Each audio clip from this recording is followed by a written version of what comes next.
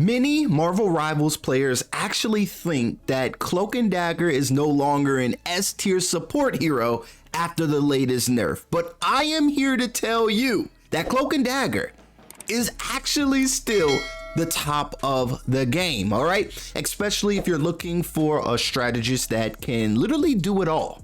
If you are a part of the group that believes Cloak and Dagger no longer has a seat in the S tier of strategists, then please comment down below which strategist is better, okay? We need to get to the bottom of this because there are tons of great players in Marvel Rivals, but I still think Cloak and Dagger belongs at the top. But today we are here and we're going to actually break down Cloak and Dagger's kit and also how to be the most effective for your team using Cloak and Dagger.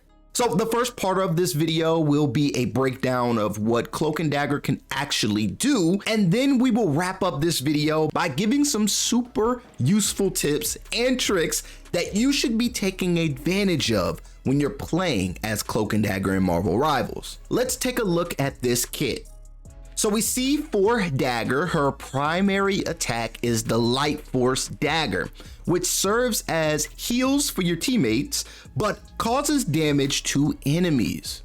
This ability is pretty cool because it's pretty much a heat-seeking ability. Not only is this ability going to always connect with either an enemy or an ally, but this ability can also bounce off walls. This means that in some cases, it is possible to heal teammates from around corners. As Dagger, your healing is AoE, which means it has an area of effect. This is really nice because it allows you to heal multiple teammates if they're all bunched together. But hold on, not only can you heal multiple allies at a time, but you can also heal yourself as long as you remain inside of that blue circle that you'll be able to see when you're, healing allies that are directly in front of you. The next ability on the list is Cloak and Dagger's ultimate, which is called Eternal Bond. This ability is typically used as a free push to an objective, or it could be used to create space when trying to move a payload forward. The dark cloud that is left behind actually heals allies while also doing damage to your opponents. This ability is such a game changer because it can change the outcome of some of those hectic team battles at those choke points on the map. One of the greatest abilities Dagger has in her kit is her light explosion ability. Now, this ability is used to increase your healing output on your allies by 15%. Now, I'm not gonna lie, this ability alone can mean the world for your team because if this is performed correctly, it can be close to impossible for your team to fall. So we are here to the final ability that is on our list here. So the last amazing ability for Dagger is going to be called the Dagger Storm. This is going to be a bubble of healing that you can place either over yourself when you're being dove on or around your team for some good healing over time. I love to use this ability on myself, especially when I'm having to fight off a pesky Spider-Man or Black Panther, just to ensure that I can buy some time and stay alive for my help because it's on its way eventually, right? But we won't get too much into that. I mean, some of you guys know how to play, some of you guys don't, but if you guys are DPS or duelists or vanguards, then make sure to check on your back line. Please, we're begging you. We are begging you. But enough of that, we'll save that for another video. Now we have to touch on a different topic, okay? So now we are here pretty much finishing over the Dagger kind of breakdown. It is now time to switch over to Cloak.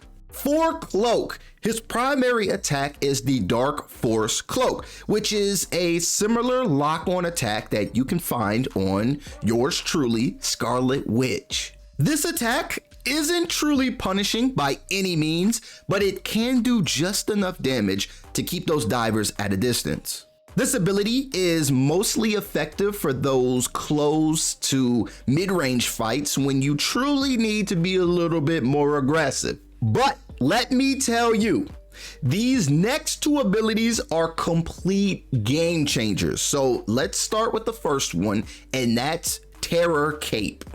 This ability temporarily blinds enemies while also increasing the enemy's vulnerability by 20%. This ability should always be used, especially when you want to win more 1v1s using Cloak. Now, the last ability is going to be the Dark Teleportation. This ability is super useful because it does two super important things. This ability can allow you to relocate and gain high ground, and it can also be used to counter devastating ultimates like Iron Man's Pulse Cannon or even a Jeff ultimate. So that's pretty much all you really need to know about using Cloak and Dagger's kit. So let's get into some of the good stuff. I know it may not be a lot, but I do have 3 tips and tricks that I think everyone should know when using Cloak and Dagger on Marvel Rivals. If you guys would like more tips and tricks for this character, then please comment the word Cloak down below in the comments. After you do that, I will do a whole video for you guys pretty much telling you all that I know about this character. But let me not talk your heads off too much, and our first tip is going to be how to reload cancel. Now, sometimes you might not have a lot of time to dish out tons of heals without having to take a few seconds to allow the reload animation to play all the way through. Well, to skip past the reload animation, all you have to do is switch to Cloak and then switch back to Dagger, and you'll be fully reloaded to continue throwing out those heals for your team. Now, some people like to switch to Cloak and then release the Terror Cape before switching back, but it's completely up to you. Now, we are on to tip number 2. And tip number 2 is very useful, okay? So for our tip number 2 is, if you want to become even harder to dive on as Cloak and Dagger, the best thing for you to do is to throw down your Dagger Storm ability, and while sitting in this ability, you would now want to switch over to Cloak and continue fighting that 1v1.